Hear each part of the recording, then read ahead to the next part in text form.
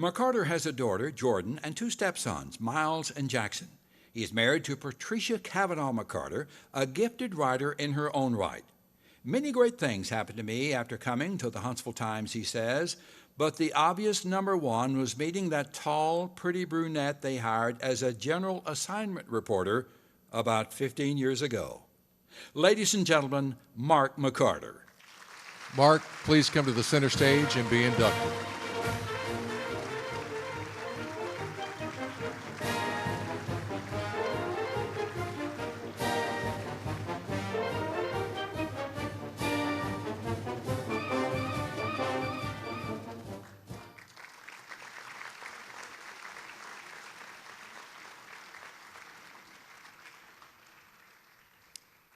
Pat Sanders, please stand.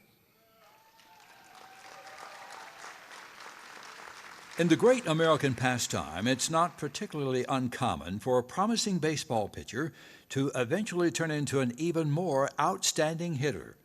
Consider this example at the professional level. Babe Ruth won 89 games before the age of 25 as a left-handed pitcher for the Red Sox, but he became the mythological Sultan of SWAT with the Yankees. The case in point is more widespread among younger amateur players, of course. Take the baseball career of Pat Sanders, now captain in the Huntsville Fire and Rescue Department, his employer for the past 16 years. When he was a junior at Lee High School, Sanders threw a no-hitter against Buckhorn. He also finished the season with 57 strikeouts in 45 innings and an ERA of 2.80. As a senior, he finished with a 6-2 record, had 48 strikeouts in 44 innings, improved his ERA to 1.72, was named first-team All-City and Pitcher of the Year in Huntsville, defeated the eventual state champion in Game 1 of the state semifinals, won his team's Gold Glove Award, and was named the team's most valuable player. He pitched for the Northwest Babe Ruth State Champions in 1989 and the American Legion State Champions in 1990. But in a harbinger of things to come, he also batted .352 with 5 home runs as a junior at Lee and a .379 with 10 homers as a senior in 1989. Sanders signed a baseball scholarship with Faulkner University in Montgomery, played 2 seasons, then transferred to Cumberland University in Lebanon, Tennessee in 1992. At Cumberland, he was named the team's most valuable player in 1993 and the Offensive Production Award winner the same year. By then, he had settled in at first base, and he was picked All-Conference, All-District, and NAIA All-American after batting .351 with 17 home runs and a school record 92 runs batted in. Drafted in the 19th round by the Oakland A's, Sanders played in the A's minor league organization from 93 to 95 at Southern Oregon and West Michigan. Returning to Huntsville, he was a graduate assistant at UAH in 1995 and then became an assistant coach at Lee, serving from 1997 and 98, 2005, and 2012 and 14. So many people have influenced my athletic success, Sanders said. My parents, Columbus and Olivia Sanders, always supported my baseball decisions and provided the resources I needed to succeed, not only in baseball, but also in life. It meant so much to me when Dad and Shine or Paul Reedus or any of his other buddies would travel all over to watch me play. I appreciate my lifelong friends, David Keel and Tony Ivey, who brought out the competitiveness in me and motivated me to want to be better. Jerry Keel deserves special thanks. He used to take David and me to city parks and throw batting practice. He'd throw to us from about 10 feet in front of the mound. Sometimes his only protection would be a park garbage can or anything he could find to help protect himself. I can't leave out the many coaches, especially Butch Weaver at Lee and Woody Hunt at Cumberland, who helped me along the way. Coach Weaver continues to teach me, and Coach Hunt taught me to be a good person and do the right thing. Pat Sanders has been married to Melinda for 14 years. They have 2 sons, Jordan and Will. Ladies and gentlemen, Pat Sanders. Pat, please come to the center stage and be inducted.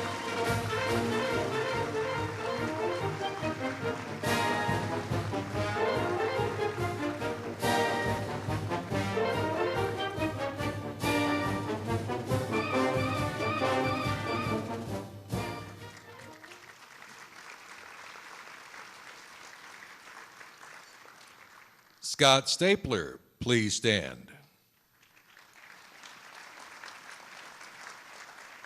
The father-son coach-player relationship is probably more commonplace in basketball than any other sport. Examples like Press and Pete Maravich, Bobby and Pat Knight quickly come to mind. Closer to home, former UAH coach K.O. Willis and his son Dean Willis have both been honored by the Huntsville Madison County Athletic Hall of Fame. And this year, former Grissom High basketball star Scott Stapler joins his father, former Grissom basketball coach Ronnie Stapler, in the same Hall of Fame. Ronnie was inducted in 1997. Scott comes in tonight 18 years later. The career paths of the Staplers have been remarkably similar. Both were all-city basketball players in high school, Ronnie in the early 1960s at Butler, and Scott in the late 80s at Grissom, where he was the point guard on 3 of his father's best teams. Both played at Walker College in Jasper for legendary coach Glenn Clem before transferring to schools in Louisiana. Both transferred back to schools in Alabama to complete their college degrees, Ronnie to Florence State and Scott to Auburn. After college, both committed their livelihoods to basketball, Ronnie becoming one of the most successful coaches in the history of the Alabama High School Athletic Association, and Scott serving as an assistant coach at UAH, Centenary, Birmingham Southern, and Coastal Carolina before eventually becoming the president and CEO of the Alabama Basketball Academy in Huntsville, a company Ronnie started in 2008.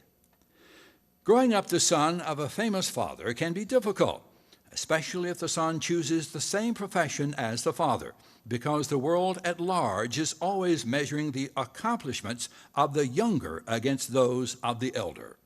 Sometimes it doesn't work. For the Staplers, it did work. My dad has been the greatest influence in my life as a player or a coach, Scott said. Playing for him was never an issue for either of us. He made it clear early on that more was expected of me and that I'd never get any favoritism. If anything, it was the other way around. But I understand it was because he knew I had ability and wanted me to excel. Looking back at our time at Grissom and contrasting it with coaching my eldest son, Eli, in rec league now, I think it's tougher on the father than the son. Scott never had a basketball disagreement with his father. He does remember an occasional spat in a practice or a game. His senior year, the Tigers were at Butler, which had lost at Grissom earlier in the season. It was halftime, and we were behind, said Scott. I shot something like 0-7 in the first half. We get to the locker room, and he storms in. An eraser flew across the room, and he says, "We might beat these guys if you could ever make one." I remember shouting back, "I may make them all this half." Well, I didn't make them all, but I did make 7 of 8, and 6 of them were threes, and we came back and won. Of all the outstanding players Ronnie Stapler coached in a career that now spans more than 4 decades, few were better than his own son. As a sophomore at Grissom in 87 and 88, Scott started for the 6A state champions. As a junior, he was first-team All-Area and All-City. As a senior, he set and still holds the 6A record for three-point baskets in a state tournament, 6. He also set the city record for three-point baskets in a season, 104, and made the 6A All-State team, All-Area, All-City, and Academic All-State. He averaged 13 points and 6 assists at Walker and 8 points at Northwestern State. From 94 to 96 at Auburn, he was a scholarship letterman as a personal assistant for Cliff Ellis. Scott is a member of the National Association of Basketball Coaches, the Fellowship of Christian Athletes, and Mayfair Church of Christ. He's married to Ann Kyle Stapler. They have 3 children, Elijah, Carolyn, and Campbell Scott. Ladies and gentlemen, Scott Stapler. Scott, please come to the center of the stage and be inducted.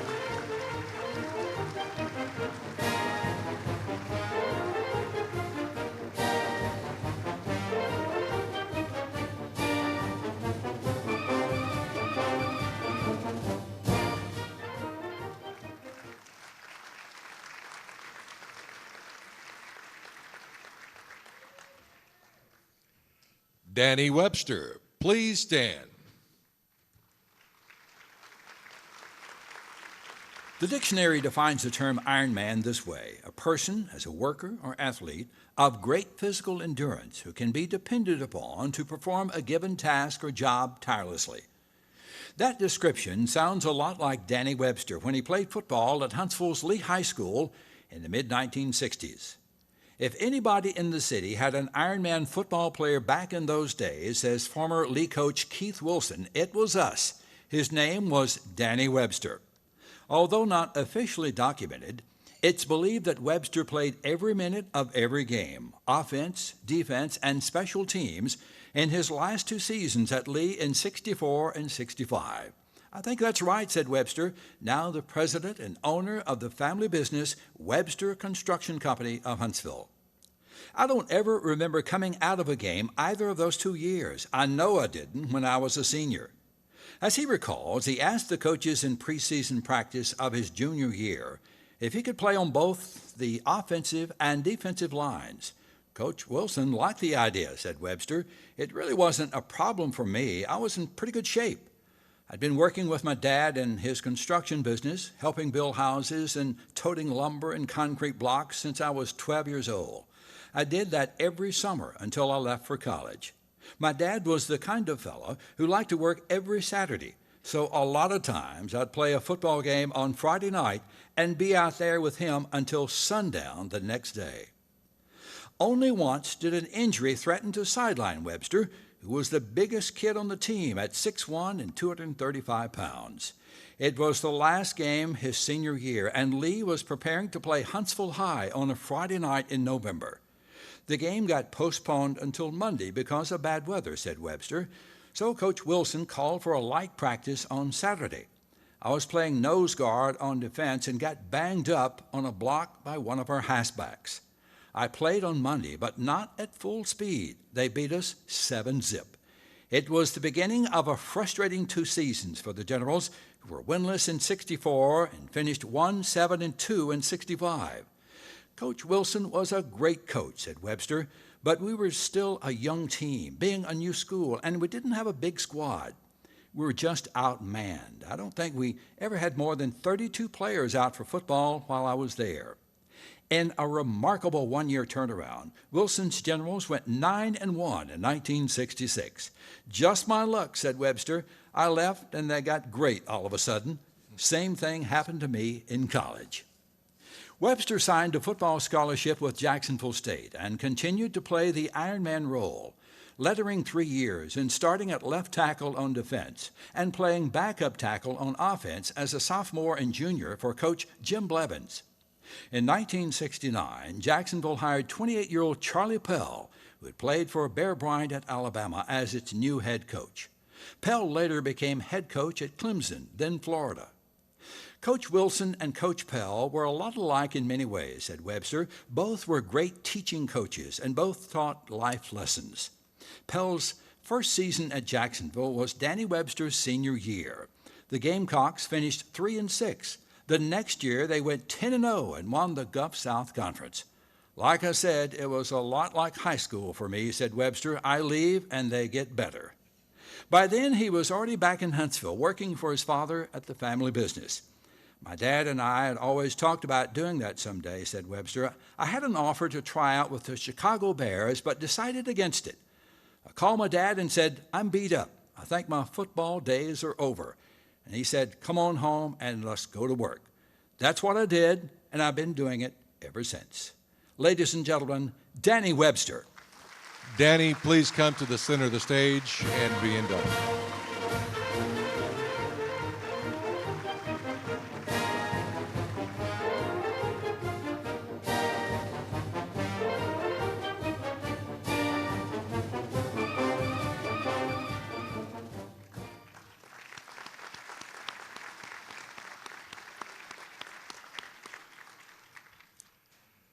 Kelly Pace Wilson, please stand.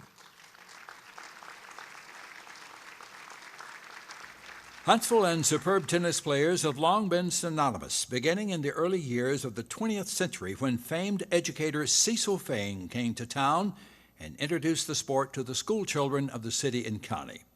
The daughter of Ernest and Joanne Pace, Kelly Pace, was born and raised in Huntsville. Developed into one of the best tennis players in the history of the city school system, later honed her athletic skills at the University of Texas in Austin, then went on to a notable career as a tennis professional on the national and international stage. Over the past 16 years, her previous jobs as a head pro/tennis director include stops at Carmel Valley Racket Club in California and Hampton Cove Racket Club here in Huntsville. She is currently coaching elite junior players at the Gold River Racket Club near Cameron Park, California. She and her husband, Bill Wilson, and their son, Drake, live in Cameron Park, about 30 miles east of Sacramento, in the picturesque foothills of the Sierra Nevada mountains. A 1991 graduate of Huntsville High, Kelly was ranked number 1 in Alabama in every age group throughout her high school career. She won the individual state championship in tennis in 1990 and led her team to a 6A championship and also a state championship in doubles. She won her first professional title, the Southern Open, at the age of 15. She was named Junior Player of the Year by the Southern Tennis Association. She represented Alabama in Junior Whiteman Cup competition in every age group. And in 1990, she was ranked number 15 in the United States in junior tennis. Kelly signed a full athletic scholarship in 1992 with Texas, where she became a 5-time All-American and led the Longhorns women's tennis team to 2 national championships.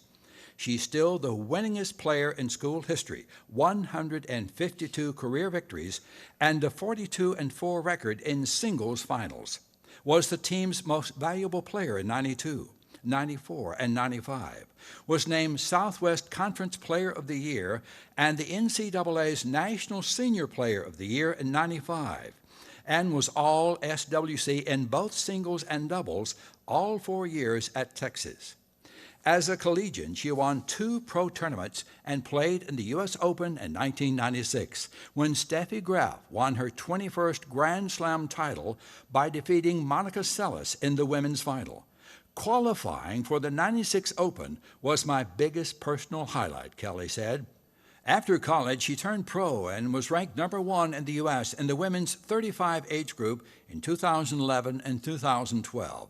In 2013, she was inducted into the University of Texas Athletics Hall of Honor. I grew up with a large number of inspiring people, starting with my parents, said Kelly. They had the strongest work ethic of anybody I've ever known. Her friend Eddie Jacks, the number 1 player on the Huntsville High boys team and later an All-American at the University of Georgia, was an inspiration as a practice partner, rival, and motivator.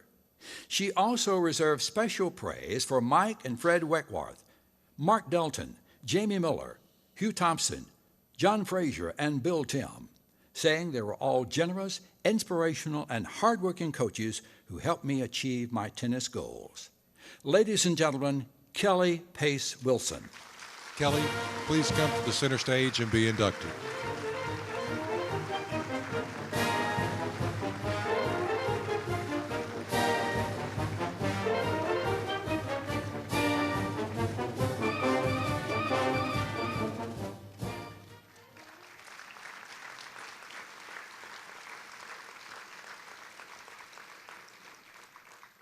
Well, that's this year's inductee class. Mr. Robin Gaines will give the inductee response for the class of 2015. Mr. Gaines.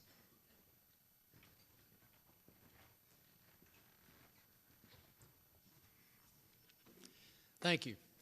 Classmates, this is an honor. I can't explain to you what an honor it is. I mean, I've sat here and I've listened to everybody's bios, and I'm kind of wondering why I'm up here now. But I'm going to do my best. And I want to tell you that I'm going to use some I and me statements, but it's our story. It's not my story. It's our story, and I hope you'll share it with me. First, I want to thank God, not for the award, but for all of these lives and all of these lives, because you're the ones that helped us get here, and you're the ones that are helping us celebrate. So thanks to God. Thanks to the committee and the nominators. I remember November 4th, 2014, I had a missed call on my phone. It's an 883 number, 883 Southeast Huntsville. My parents lived in southeast Huntsville. They both passed away, but when they were, their health was failing, 881 or 883 wasn't good news. So I hit redial and I said, hey, this is Robin Gaines. Robin, this is Adam. You're in. I had to pull over. I had to pull into a parking lot. I couldn't even talk to him. That was 160 days ago, in case anybody was wondering or was counting. But thanks to the nominators. This is the company we get to keep, and I'm going to tell you two stories that happened to me, but you've all got the same stories here. When I was about 10 or 11, Conridge Holloway, one of the two most famous members of this Hall of Fame, I would think, they've done a 30 for 30 on him, I think that's pretty famous, was playing for the Huntsville Independents. I think he was at Tennessee or he just graduated from Lee or whatever, and I thought Conridge was a god. And he was playing for the Huntsville Independents over at Old Huntsville Park, and we went down there to talk to him. He was up that inning, and he was actually in the hole. He wasn't on deck, but he was standing there by the fence, and we're talking to him. Conridge, you going to get a hit? He just smiled at us and said, I'll try. I don't even know if he got a hit or not, but we went up in the stands. What'd he say? What'd he say? I said, oh, man, you know what? We told him what kind of bat he had, what kind of glove he was using. The next day, down at Lily Flag Pool, all we're talking about is we talked to Conridge Holloway last night. You know, he's pretty famous, but he had time for a 10-year-old that day. Another story is about John Stallworth. He's been on the cover of Sports Illustrated, and I know Mr. Stallworth's here. It's 1980. My brother and I were at Auburn. I was a graduate assistant athletic trainer, and he was a freshman coming in. We had some guys that had gone to play for the Atlanta Falcons, so we thought, you know, football hadn't cranked up yet at Auburn, and we're going to go up there and watch a preseason game. And they're playing the Steelers. We'll go see some of the Auburn guys who are playing for the Falcons. Well, we go see the game, and the Auburn, we go by, and at the old Fulton County Stadium, you know, the players' gate came out, funneled into one spot. Auburn guys chump us. They did, hey, how's it going, whatever, and they just kept going. Well, I mean, we are dejected. We look, and here come the Steelers.